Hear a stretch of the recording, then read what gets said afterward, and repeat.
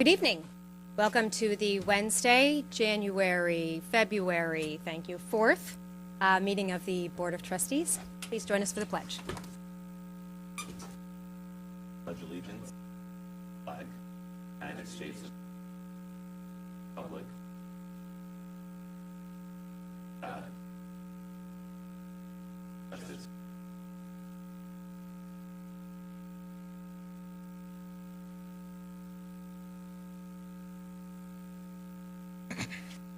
Trustee DeRio? Present. Trustee Herrera? Present. Trustee Codman? Present. Trustee Quezada? Present. And Mayor Garrity. Present. Do we have mayors and trustees announcements? We do. Excuse me. I would like to invite everyone to join us as part of the Ossining Documentary and Discussion Series. Another hat that I wear is this organization, and every month we do a screening of a documentary followed by a discussion. This month's will be next Thursday, February 12th.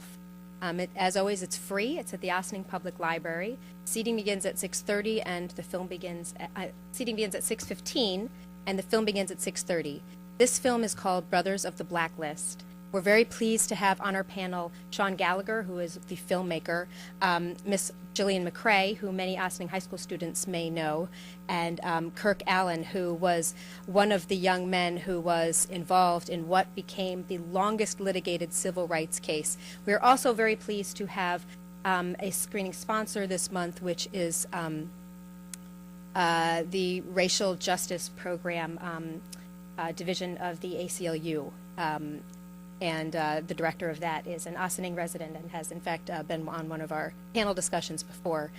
So I hope you will join us next Thursday, February 12th, at the Ossining Public Library for this film called Brothers of the Blacklist. And to learn more about the film or anything to do with the screenings, you can visit OssiningDocumentaries.org. Anybody else? Yes.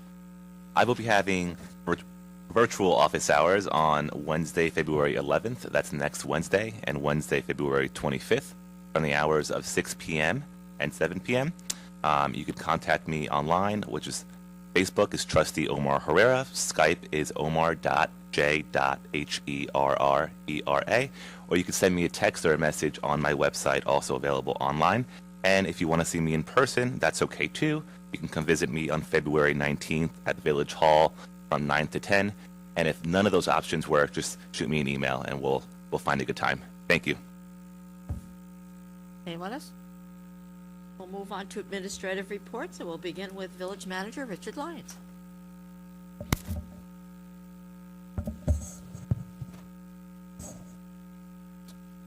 Thank you. I just wanted to comment briefly on the presentation that the Village Board and the public will be viewing this evening. Under the property tax-free legislation of the state of New York, as we're all aware, municipalities were bound to keep the government tax levy increases to within the tax cap limitation numbers, and that stays in place for 15 and 16. Starting in 2017, in 2018 and 19, the legislation provides for a local government efficiency plan to be filed by each municipality, and that is to demonstrate a 1% reduction in annual tax levy starting in 17, and followed by a reduction to be shown in the plan for 2018 and for 2019. Our treasurer, Tom Warren, and myself have been attending several meetings with Westchester County. Westchester County has offered to come forward and lead a team of municipalities, if you will, so that you can actually aggregate your fiscal condition so that in the end a 1% tax levy reduction is realized by all. We've gone to 2 meetings with the county. In addition to aggregating with other communities to reach the 1% tax levy reduction in the plan, to be shown in the plan, municipalities can also file on their own if they have the appropriate tax levy decrease, which you'll see the village does, and you also can join with other municipalities. And we've also had conversations with the town of Ossining. The reason it's being brought to you this evening and at this late date is really a result of the numbers being crunched and most recent meetings with the county.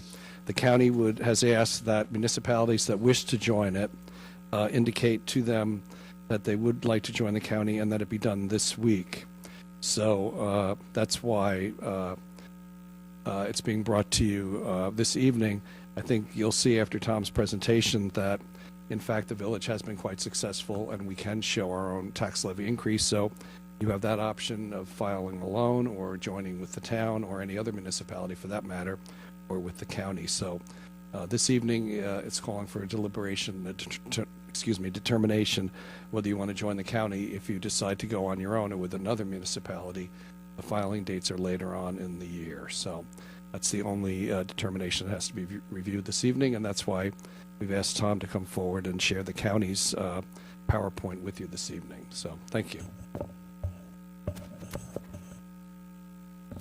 We'll move on to Corporation Counsel, Lori Lee Dixon.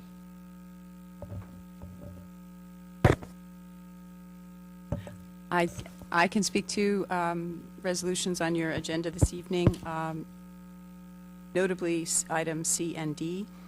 C is the annual sidewalk, apron, and curb assessments, calling for a public hearing. These are the sidewalks, curbs, and aprons that the village undertakes repair, and we need to hold a public hearing before we can then assess the property owners adjacent to the particular projects.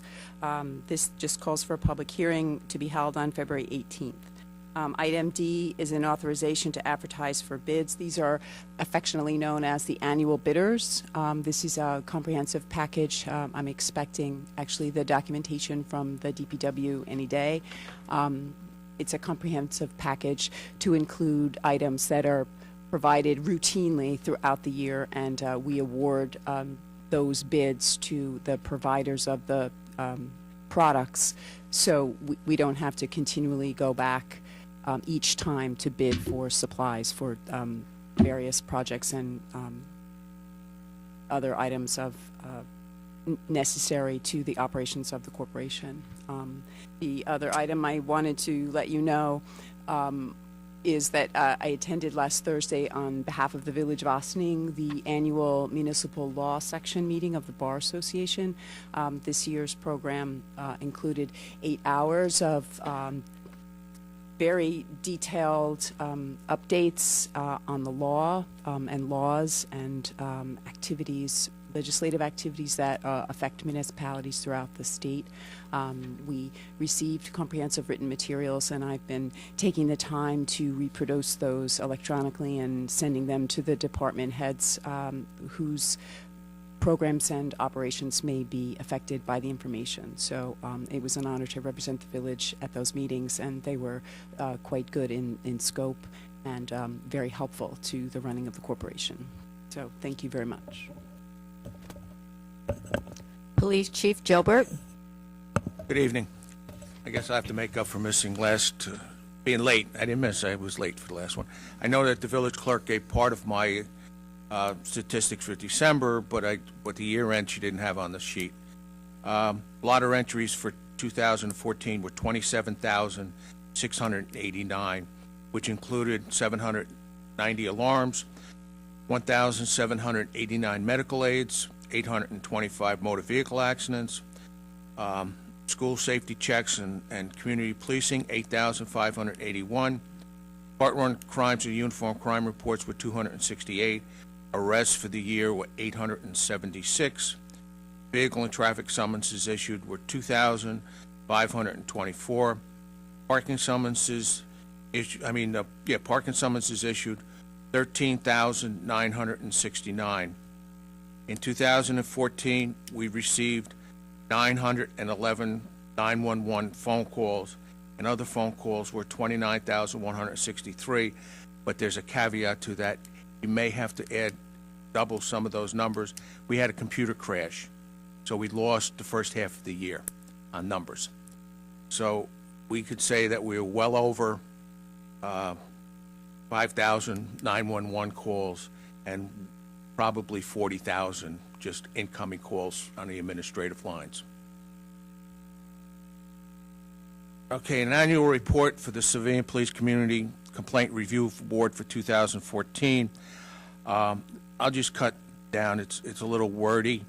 In accordance with Section 8 of 14 of the Local Law 2000 Civilian Police Complaint Review Board, the Chief of Police is issuing an annual report summarizing the following: number of complaints either substantiated, unsubstantiated, or unfounded, breakdowns of the types of complaints, breakdown of the types of substantiated, unsubstantiated, or unfounded complaints, the number of times the chief and the review board recommendations differed, and a summary of the number of complaints against individual officers without naming the officer who was subject to complaint, and a comparison for the years. In 2014, we had 6 complaints. 1 was on police procedures, 4 were for treatment and attitudes, and 1 complaint was filed with no information on it at all. They just filed a complaint. I don't know. The breakdown is the finding review board. 1 complaint was unfounded, 5 were unsubstantiated. This is very important. All complaints, whether substantiated, unsubstantiated, not reviewable under the law. If it's a criminal action or a civil action that's being taken, it's not reviewed by the review board. Or unfounded, are reviewed with officers mentioned in the complaint by the investigating detective, sergeant, lieutenant, or captain. It's been a standard of the department for many years. It serves as a remedial meeting with the officer or officers so they can review the complaint and understand, if needed, how the general public may perceive his or her action and if correction measures should be taken. So that's just saying if we receive a complaint, we still talk to the officer on the complaint and make them aware that somebody has filed a complaint and they can review it in themselves, because like any other complaint, there's always a middle unknowns. During the meetings, the review board and the chief didn't differ on any recommendations. Compared to the previous years, complaints 2002 were 11. There were 13 complaints in 2002, 11 in 3, 9 in 4, 17 in 2005, 11 in 2006, 21 in 2007, 15 in 2008, 13 in 2009, 6 in 2010, 13 in 2011, 13 in 2012, and 9 complaints in 2013. In the 13 years the board has been established, they've received 164 complaints in 13 years. Of the 164 complaints, 89 were deemed unfounded, 42 unsubstantiated, 26 were not reviewable or withdrawn, and 7 of the 164 were substantiated. On January 30th, police officers had coffee and cop meetings, and seeing I don't drink coffee, maybe somebody on the board can fill us in. Go ahead, Victoria. That's fine. No, that's fine. Then. Yes, actually, that was a very good day for the community to be engaged with our police department, and I want to thank Waffle Cafe for allowing our department and the community to gather that night. I was there for a brief moment. I had a couple other meetings to attend, but I know it was well attended. I believe they went over 8:30, I believe, some of them. So it was a lot of community engagement in that part. I know our mayor was there, our town supervisor was there, a couple of the members of the community that I recognize were there too. So I think it's great. I had the opportunity to talk to some of the officers that were there, and I think more programs like that are going to be coming down through the year. So I'm very excited and very happy that our police department is doing something like this to serve more and to be open to our community. So thank you, Chief, and thank the police officers that were there. Got it. It was a terrific first program for Coffee with a Cop. I look forward to more as well. It was a really nice evening, and actually, Manuel, your whole family was there, so I think you get extra points for bringing the whole family down. It was a lovely evening. Yes, I got there late, and it was, as you know, I follow the girls' basketball team, so I was up in Lakeland, and then I've gone away from Lakeland. I stopped down to visit. The last part of the report is that at approximately 6 p.m. on January 31st, the Ossining Police Department received a report of a female juvenile having difficulty breathing at 104 Croton Avenue. The Ossining Volunteer Ambulance Corps was dispatched along with police officers Javier de Jesus and Pascual Santucci. Upon arrival of the officers, they observed an adult female and the juvenile both unconscious in the first-floor bedroom. The first responders were alerted to an elevated carbon monoxide levels by personal monitors attached to the ambulance personnel. The building was evacuated, and the Ossining Fire Department was dispatched to the scene. Officers De Jesus and Sanchez, at the risk to their own personal safety, removed the 2 unconscious victims. After safely removing the 2 primary victims, the officers returned to the residence to alert and to clear any remaining residents from this dangerous condition. 10 residents and 2 police officers were transported to Westchester County Medical Center with symptoms of carbon monoxide poisoning. The officers were treated and released, and their conditions of the residents not available. The fire department personnel determined that the carbon monoxide levels were elevated to a dangerously high level due to a malfunctioned boiler. Ossining Building Department was notified and responded for inspection. Okay. Thanks, Chief. Yeah, I went to my first meeting of the Civilian Complaint Board, and I got to see a video from the new body cameras that the police department is using. And it's interesting. This is cutting-edge technology, and this is the first department in Westchester to fully implement them on all shifts.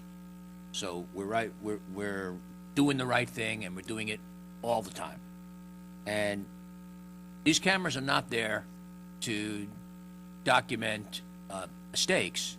They're there to document everything. And in this case, on this carbon monoxide call, the extraordinary heroism of Javier and Pascal is documented for everyone to see. Going into that building, saving those people, and the evidence of the incredible teamwork by all of the first responders involved is right there for everyone to see. And so they made a presentation to the Civilian Complaint Board, and we all got to see it. I think is it going to be available online anywhere? We haven't decided that yet. If I knew it was going to be set up, I probably would have posted it tonight. But it's really extraordinary, and we should be all very proud of our first responders, and particularly the 2 officers who risked their lives to save others who probably would have died but for their quick, expedient action. just back in, I'll say March and April meeting of the review board, we presented the body cameras to them, for them to look at and determine and see what they had. And this was a sort of a follow-up to saying this is what it shows. And Trustee DeRayo was there as the liaison to meet and greet. You want to comment? Yeah, I wanted to, again, obviously commend the officers for, as you pointed out, risking their own lives to save others. But I did have a chance to talk to Chief Scarduzio about this, and there was an absence of detection within the building, and obviously that's something that will be addressed by our building department. But for those of you watching this, cold weather, it really is essential that you have this kind of detection in your house. If this event had taken place at later in the day, later in the evening, there's a very good chance that people would have not survived. This type of poisoning is, you can't detect it. You don't even know that it's happening. And it's quite frightening, the consequences. So everybody should have this kind of detection in their home. And I strongly recommend that you check those detective devices to make sure that they're operational and that they're working. Do not know if this is going to happen, and if it does happen, it could be fatal. And we're blessed to have first responders that responded to this, and the brave officers that did what they did. But it does bring up the larger concern with the colder weather. Everybody's windows are closed. You have a very contained space. If you do have an event like this, it could be fatal. So I hope that everybody will take this as a sign that it's something you need to look at in your own home. Chief, thank you for the update and for that important reminder and for that insight, Trustee DeRayo. And I know that I share the expression of all of the board when I say we are incredibly grateful to all of our first responders, and also that there was a call placed early enough that this did not turn into a more tragic story, and the heroic efforts of officers Santucci and De Jesus are greatly appreciated by all of us. Thank you. Move on to property tax freeze legislation and government efficiency plan presentation. Treasurer Thomas Morrow. Yes, thank you, and good evening, and good evening, Mayor and members of the Board of Trustees, and thank you for inviting me to talk about the tax freeze tonight. The county was nice enough to send us the slideshow from the presentation, but we've been having additional training as well. Back in November, Mayor Garrity and Corporation Counsel Dixon and I attended a very interesting and useful workshop put on by the New York Conference of Mayors, and also the New York State Government Finance Officers Association has also been putting on training. So we have lots of information, and now even the state is now sending out FAQs. They've been receiving inquiries about the program and sending back some of the responses to let us know what is allowable and what they're determining to be not allowable as part of the government efficiency plan.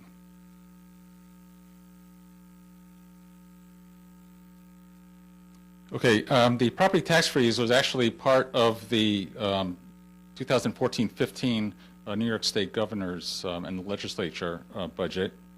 It's an optional program that is intended to encourage the sharing of services among local governments and the implementation of efficiencies. The program essentially freezes property taxes for 2 years.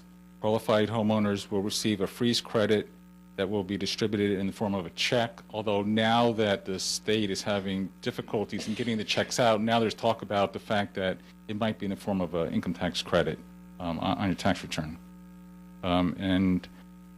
The credit is, I guess that's the next slide.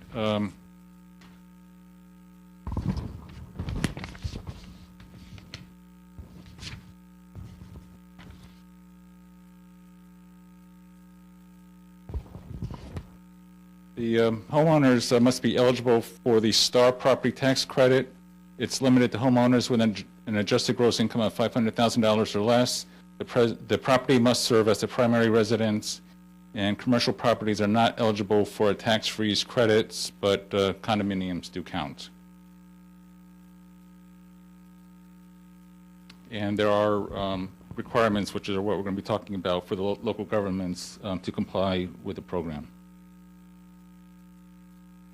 And basically, the program is, as the manager mentioned, for the years 2015 and 2016, the local government must be within the tax cap, and you cannot even adopt a local law to protect yourself or accidentally exceeding the tax cap. And for the years 2017, 18, and 19, you must submit a plan by June 1st, 2015, for those 3 future years, showing 1% savings anticipated based on the 2014 real property tax levy for the local government, which in our case, the tax levy in 2014 was $20.9 million, so the 1% savings is about $209,000 that we have to identify in each of the years 2017, 18, and 19. And the credit that the residents are receiving is essentially equal to the amount of the property tax times, like in this instance, for this year, it's 1.56%, or it would be the difference in property taxes from 1 year to the next year. And in this way, it essentially freezes the property tax, which was the goal of the program. And this is where I talked about the 1% savings and the establishment of a government efficiency plan. It is retroactive back to the year 2012. The state decided that any efforts that began in 2012, like for instance intermunicipal agreements, could count. But, you know, as you know, we have a lot of IMAs that go back much, much further. And, you know, you have to actually, like, rework the IMA and come up with a new twist. But based on the actions that the village has taken since 2012 and additional items, we are confident that we are able to achieve the 1% savings plan. The county had estimated that for all local governments, if all governments consolidated with a county with one plan for everybody, the total tax levy in the entire county would be $1.5 billion, which would equate to a 1% savings plan of $15 million in each of the years 2017, 18, and 19. And I'd already talked about the look-back period going back to 2012, which was the start of the tax cap program, coincidentally. Okay, and these are dates. The yellow dates are the dates that the county has established, although some of them are actually state as well. We've already filed the certification on January 21st, which started the tax freeze filings. We had to certify that we were within the tax cap for the current year. As was mentioned, the county is looking for local governments to join in their common plan during the month of February. But the real big deadline for us, and even for the county, if we were to join the county, is that on June 1st, we have to submit a certified plan to New York State.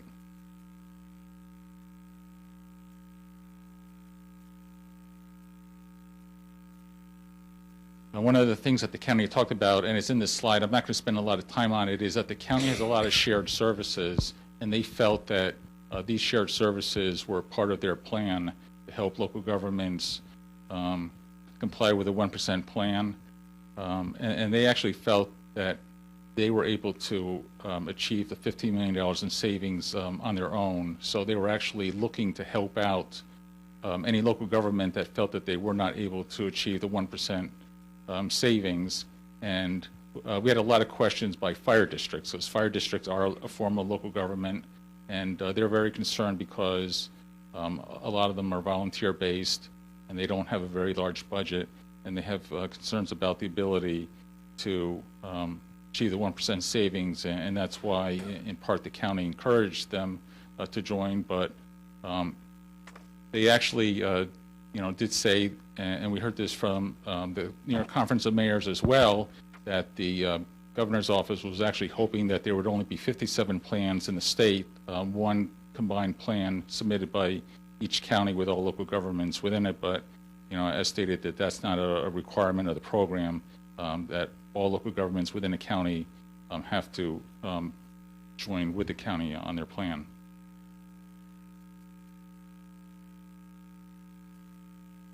And this was talking about the county's requirements to submit our plans. We would still need to submit a plan to the county with our intended savings that they would incorporate into the combined county plan if we were to go with the county.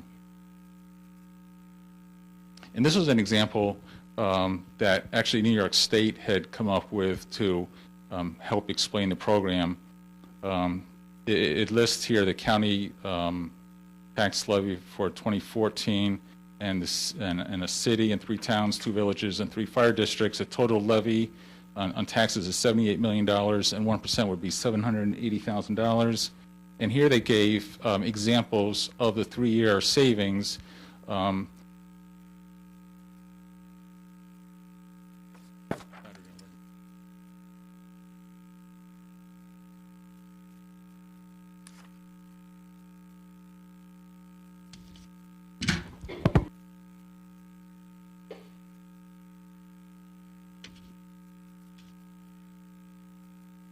The first item was that the county would enter into a cooperation agreement to have the city and the 3 towns and the 2 villages undertake snow removal and maintenance of roads within the county, in the theory that together they could do it cheaper than if each local government had their own snow removal and road maintenance program. They also had an example here of the 3 fire districts merging, which is something that's been talked about in the county, in one town where there's separate large fire districts. An example here is where 2 towns would continue to share tax collection services. They had an example here of a town implementing a lockbox payment system that essentially would help reduce payroll costs by not having to have a person process the collections. And they also showed an example here where a village stops being its own assessing unit and utilizes the town assessment role, which is something that we do already, but we can't claim that since that's been something that's been in place for many, many years. And the final example here was that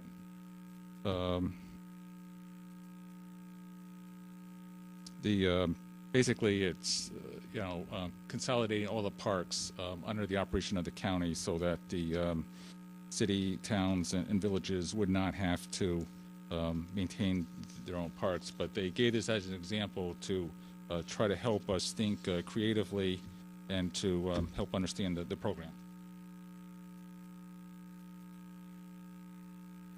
As I said, these were some of the samples that they gave in their proposal of some of the current shared services that they provide to local governments, and they said, by all means, feel free to utilize these in your own efficiency plan. We've been using the employee assistance programs for a number of years, so that's not a program that we would be able to utilize in our own government efficiency plan, since it's been in existence for us back prior to 2012.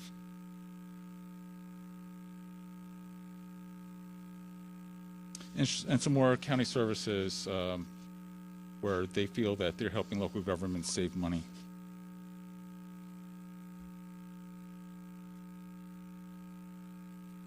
And then they also gave us some websites, but this is what we've been working on. We've been meeting as a team in the village, trying to develop some items to come up with a proposed government efficiency plan.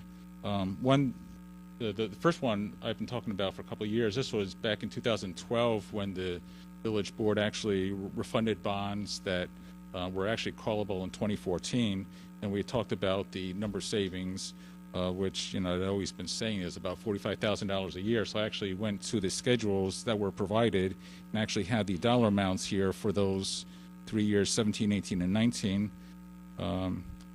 The second item is a very large item. When the village had dissolved the village court, and there was a transfer of function to the town of Ossining, the state controller's office actually came in here and they did a little mini audit on the costs of the village court, and they came up with an adjustment that we had to make to our 2012 tax cap for the transfer of function, and then the town got an offsetting credit. So I used that number and I carried that forward using the tax cap amounts that were allowable in each of the years to come up with an estimated cost of the Justice Court in these 3 years.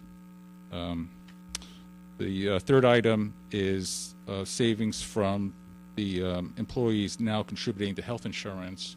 This is something that has only been in effect, I think, since 2009.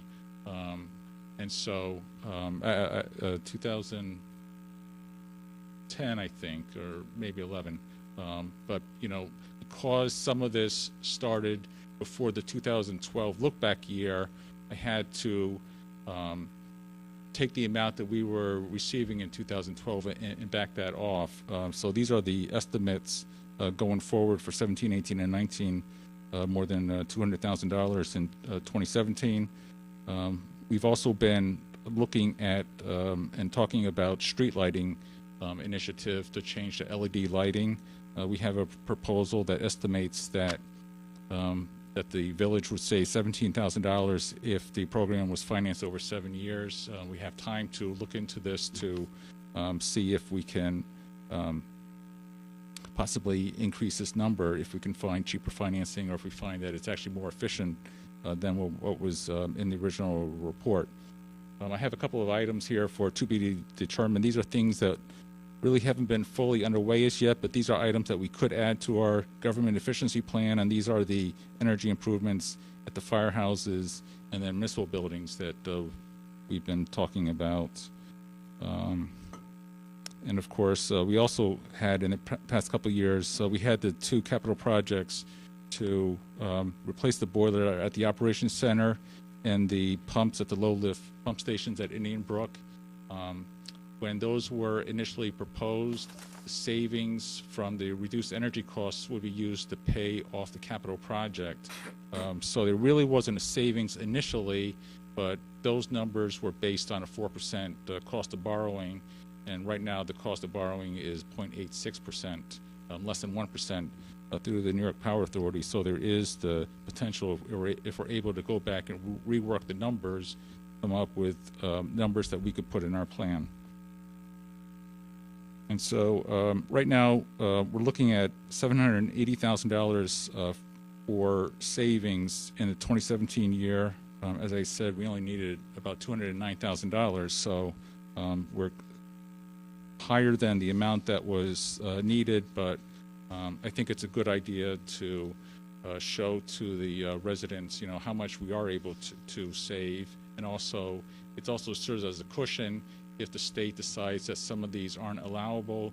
And looking at some of the responses to some of the inquiries, they took an example where a government had paid off bonds from fund balance, and therefore they don't have debt service in those future years, and they decided, well, that was only something that was allowable in year one, and that couldn't be carried forward. So this is where we stand, and this is where we have to decide whether or not we wish to join a county in a joint government efficiency plan, or whether or not we would like to go it alone with our own savings, or whether or not, and we do have an offer from the town of Ossining. I gave a similar presentation last night, and the town decided that they would like to partner with the two villages, Briarcliff and the village of Ossining, and have a three-party government efficiency plan to submit to the state. So that's where we are, and that's where we were hoping the discussion would take us now.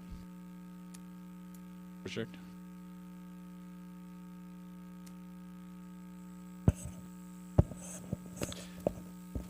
Thank you, Tom.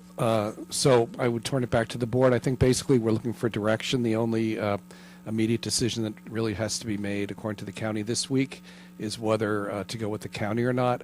I would say, based on the figures that you've seen this evening, the administrative recommendation, and I believe I can speak for Finance Department, would be that the village go it alone or with the town, which you can determine later. So it's really a decision for you this evening if you want to go with the county or if we choose to go it alone.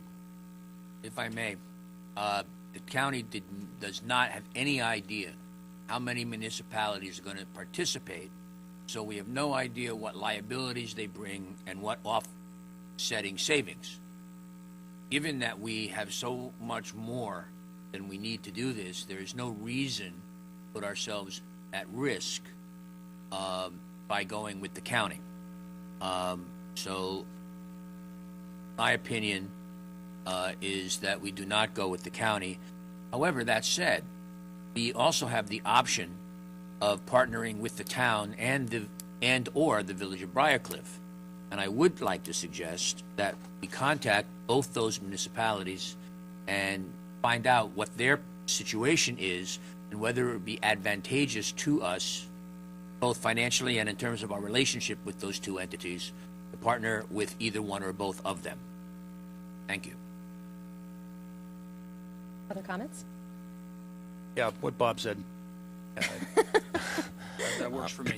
No, I mean, I think we've done the hard work here. The energy audits, I actually talked to Bright Home today, and there's a few more pieces of information we need to provide to them. And I think we're going to find that we're going to have even more opportunities for savings on the energy side. And kudos to you, Tom, and putting all this together. Got a nice cushion here, and thanks for your hard work, and thank you. Yeah, I kind of wish I had more time to kind of compare what the county offers. I agree with Trustee Durayo, though. There is a liability, and we need to know what it is. and what risk Ossining would be in our village. I mean, and then I would also have to see, though, I wasn't there last night, so what the town is offering, how it would work with the village of Briarcliff, right? So I just need more information and to kind of see all through, both options in depth, in detail, before I can feel comfortable with making a decision when it comes to that. Certainly. You want to comment? Yeah, Sorry. I'm gonna agree with John and Bob on this. I think it's gonna be a great market to see what positions that is gonna be entailing with the town, Briarcliff. I mean, we work with the town of Ossining a lot, so I think it will be a good partnership to go with. And this is a discussion that our village manager, supervisor, and goes. And again, I'm not sure. Maybe I understand what Omar is saying. Short notice for us to make a big decision as well.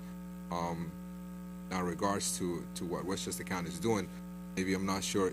I know, Omar, you work county legislative portion. I'm not sure if you are aware, have been any talks in that regards. Have you heard anything from?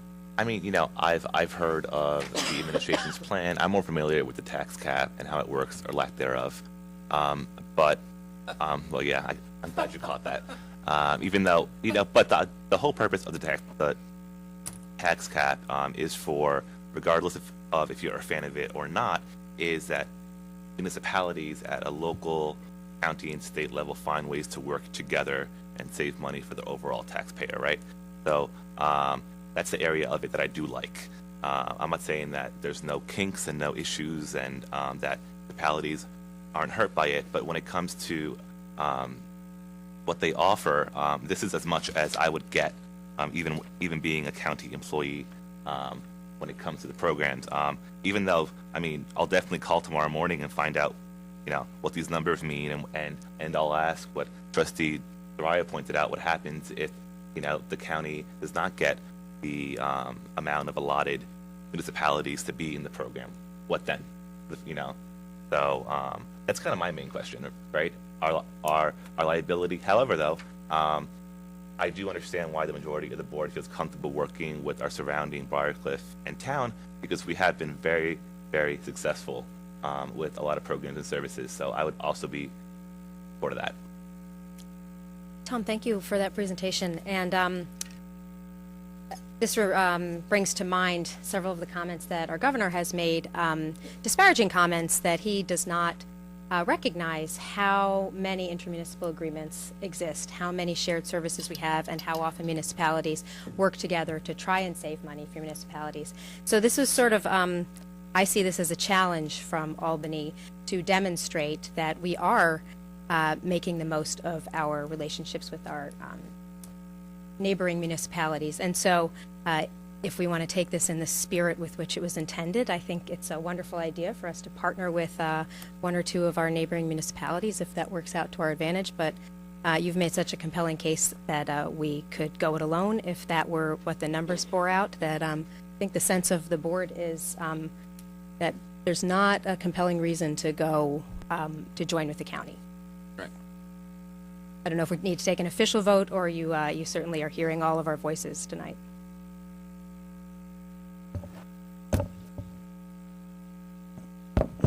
Thank you. I think a consensus is sufficient. And Omar, if you find anything else, certainly get back to us. Happy to have more information. I will point out, just so everybody knows, on behalf of the state of New York, we apologize for the late notice. However, just so you know, I think we met with the county either early last week or late the week before. The finance office has diligently been putting numbers together, and we've been submitting questions left, right, and center. And unfortunately, because this is a legislative action, sometimes all of the actual implementation doesn't come until after the fact. So this is actually as soon as it could be produced for you. So I just want to assure you that, we've been acting as expeditiously as we can on our end. Some of the answers from the state are a little less forthcoming. Thank you. Thank you. Okay, we'll move on to organizational announcements. Is there anyone here that has an organizational announcement? Mr. Galata? Good evening, Mayor Garrity, trustees. How are you? My name is Matthew Galata. I'm coming tonight as an Austin Rotarian. And tonight we have a lot of great things going on. Just so you guys know, Austin Rotary been in the community a very long time. Our president is John Crawford. It's service above self. We have a lot of volunteers, and anything that we fundraise for, 100% goes back into the community, locally, and also some internationally. Tonight I'm here just to let you know that last week the Austin Rotary combined with the Elmsford Rotary and part of the Terrytown Rotary to help out the nutrition center in Terrytown. Knights of Columbus was sold, and they called me, reported to the board. We helped out with some donations. We had some Rotary Power go over there and paint, and it was a great concept, and the opening was today. And they're very appreciative of our neighboring town helping them, and our Austin residents actually go there, some of them for the nutrition program. That said, in Terrytown, to my next topic, there was the site is 10591, and there was an Austin resident in the town that needed help with the shoveling of the snow. And she had a very serious son has a condition, and she has a condition.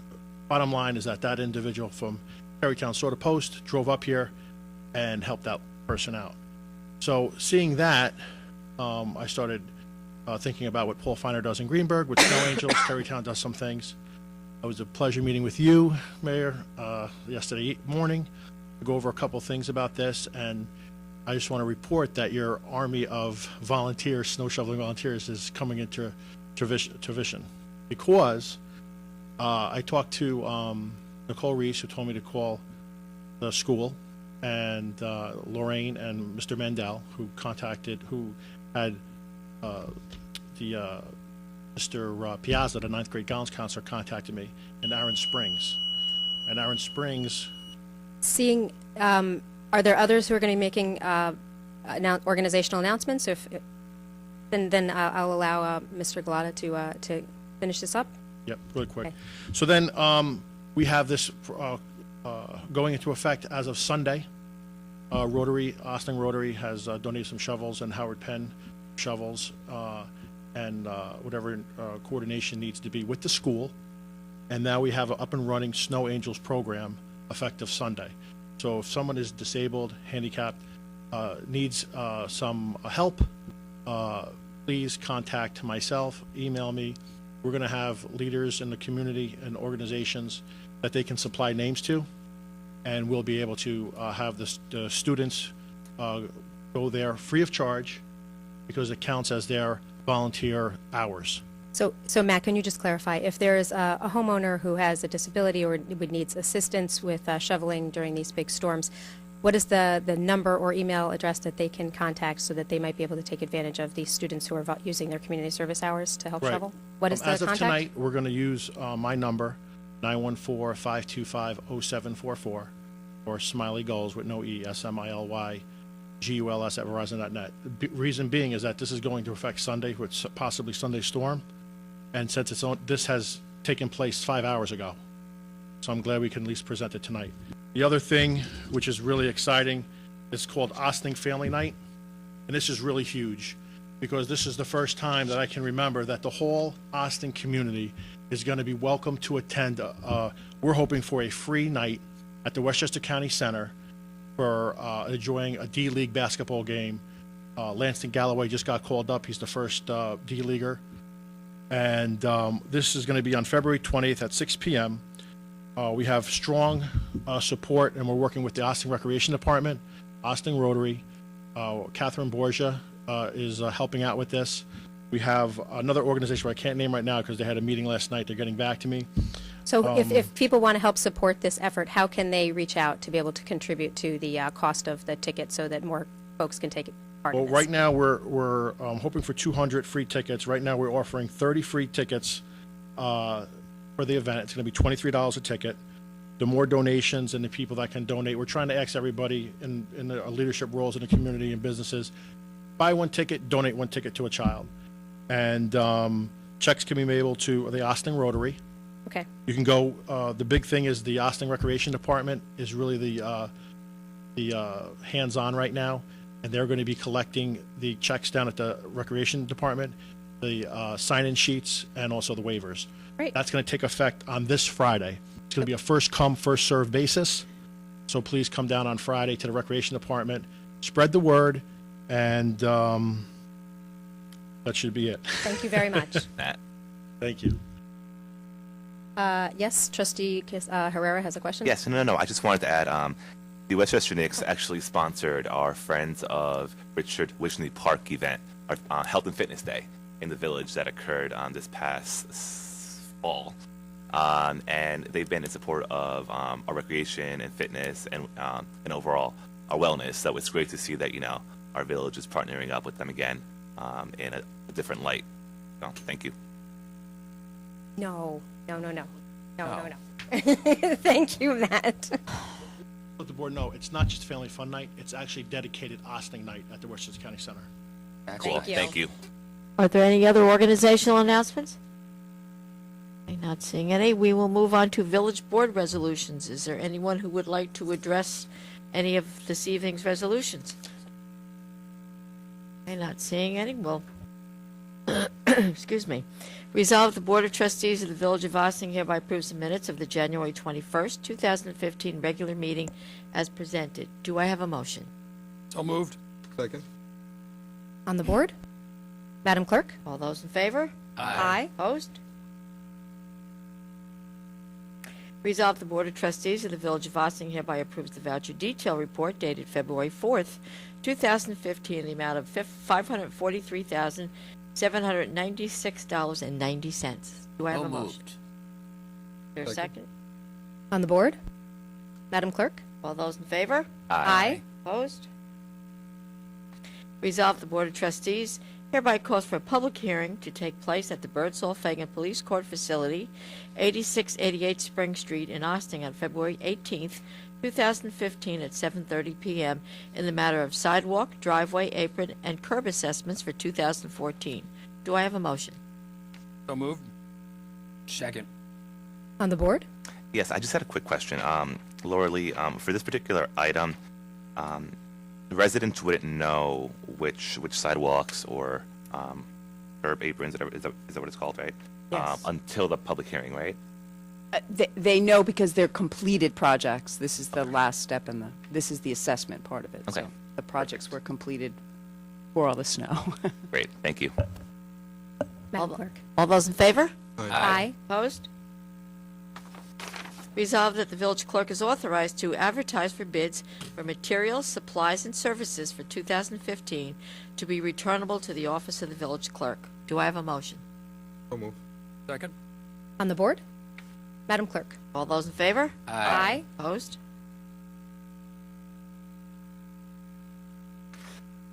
Finance budget. Excuse me. Budget modifications to provide funding for the Mind Mixer project. Resolve the 2015 general fund budget is modified to transfer appropriations from the contingency account for the 2015 portion of a professional services agreement with Mind Mixer as follows. Decrease general fund appropriations, account number 001-1990, 0400, contingency account, amount $2,450. Increase general fund estimated revenues, account number 001-1010, 0400, legislative board, contractual, $2,450. Do I have a motion? So moved. Second.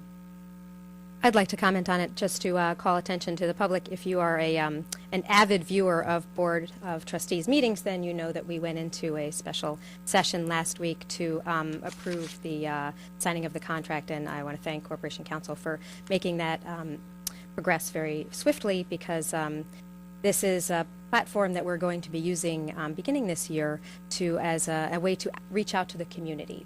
We try to have as many ways to engage the community and get your input on how we can be doing a better job and how we can best serve Ossining and how we can move Ossining forward together. And this will be one new way for us to do that. So thank you very much, Corporation Counsel, for getting the contract together, and thank you for moving forward with the appropriations tonight. All those in favor? Aye. Opposed? Resolved that the Board of Trustees does hereby adopt recommendations numbered 1 through 6 contained in written opinion of the Village of Ossining Board of Ethics dated September 5th, 2014. Do I have a motion? So moved. Second? On the board? Yeah, I just wanted to point out that one of the main reasons why, as a new trustee, it's very important for me to understand, not that, your regular everyday ethics and morals aren't important as you conduct yourselves. And I think about it all the time when I speak, what I say, how I, do business. But I feel that it's very important for, for us to adopt, a board of ethics that we all understand, that are achievable, that are attainable, that we have a copy of. And in particular, because I believe in equitable opportunities for business to start and thrive in Ossining, I just wanted to point out that Sinks and Kill Brewery, who was here last year presenting for the 200 Main Street building, a prospective entrepreneur in Westchester County, was deemed tainted, and the Board of Ethics did release their report, and that is not correct. So I just wanted to put on the record that this business is not tainted, that was just an opinion, and I do respect the Board of Ethics, and thank you for the time for looking into it and producing this overall piece, and that we can move forward, and hopefully this business can thrive in Ossining or anywhere in Westchester where it wishes to go. Thank you. Sure wish you hadn't said that, Omar. I didn't want to do this. I didn't want to say anything. But you had to open your mouth. There's an interesting thing in the world. You see, what's legal and illegal is not the same as what's right and wrong. And just because we have an ethics document that basically sets the bar so low that you can do almost anything you want as long as you simply remove your trustee hat and put on your individual person hat, it is a disgrace.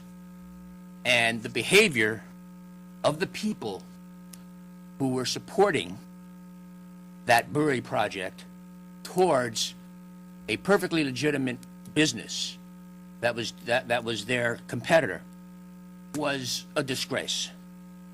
And the fact that it was allowed under the ethics code speaks more to the deficiencies of that ethics code than it does to anything legal and illegal. And I wouldn't have said anything, but you opened your mouth. And frankly, there's no denying that when I disclosed that there had been an ethics complaint, that I violated the rules. They were rules I'd never seen. And I am many things, but I am not a psychic. Had I seen those rules, I would not have disclosed it. But I did nothing wrong. I broke a rule. I think the behavior of the people who supported that project was absolutely wrong. It was simply legal. And shame on them for their behavior, and shame on you for opening your mouth here about it tonight. Thank you. Are there others who would like to comment? I'd like to make a comment. I think it is very important that this board demonstrates we take very seriously the work of the Board of Ethics. They spent several weeks investigating complaints that were made. And I think that we have an opportunity, perhaps, to improve the Board of Ethics now. Last fall, we discussed 4 of the 6 recommendations, and we've already begun to make progress toward fulfilling those recommendations. This evening's vote includes all 6 of the recommendations, which will acknowledge that there was unethical behavior by members of this board. And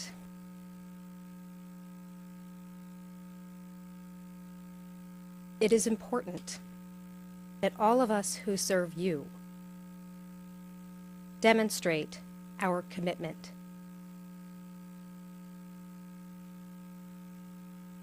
to, at the very least, upholding the Code of Ethics. And I am grateful for the very hard work of the Board of Ethics. Whether folks entirely agree with everything that was found to be the case in the report issued on September 5th of 2014 is obviously not everyone agrees. That's right. The Board of Ethics took very seriously their work.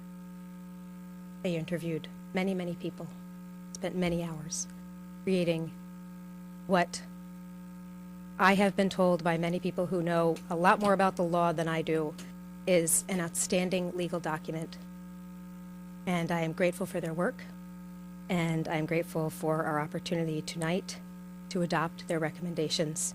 And I look forward to this board moving forward in a manner that demonstrates our commitment to serving the people of Ossining to the very best of our ability.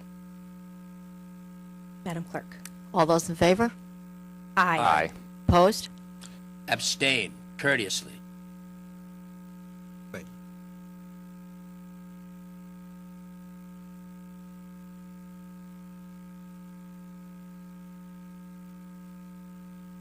you. Do we have any continuing business of the board? No, ma'am. Do we have any new business of the board? No. And then we might, we have visitor recognition. Is anybody who would like to address the board? Please join us. Maureen Morgan. Oh, okay.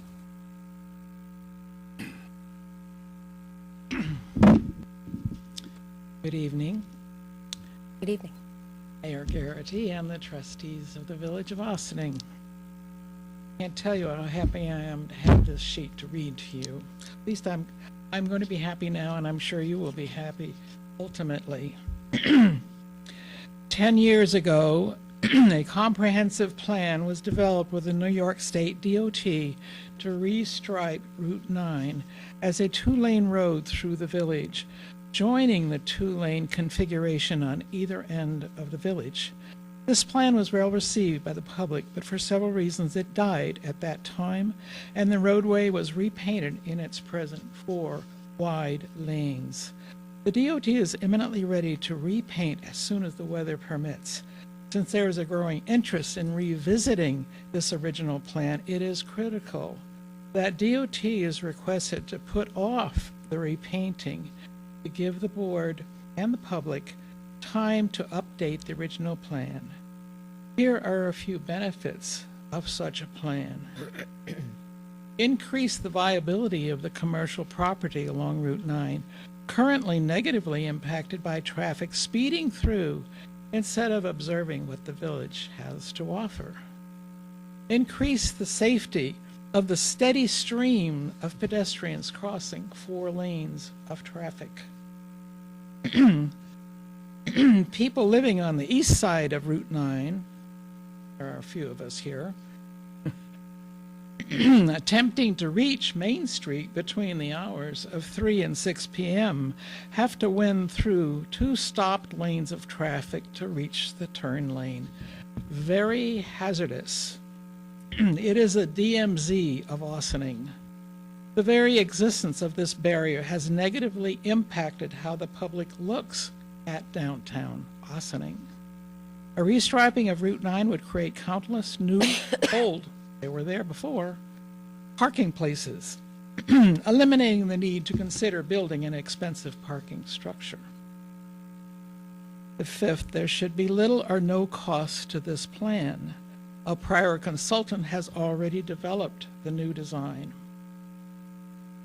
These are the most obvious benefits to returning Route 9, the historic Albany Post Road, back to the original 2-lane configuration, more appropriate to a 200-year-old village. So I would hope that this can be taken up in the work session and have public meetings, which were very positive when we had them, amazingly so. And we are even more, I think, now a little more used to the thought of actually having that 2 lanes rather than 4. I'm almost finished. And the police want it. Thank you very much. Chief, you did. I'm not sure that it's appropriate to speak for anyone in the village government, but I do appreciate your opinions. Thank you very much for sharing, Mrs. Morgan. Okay, Is there anyone else who would like to address the board? Yes, sir. please join us.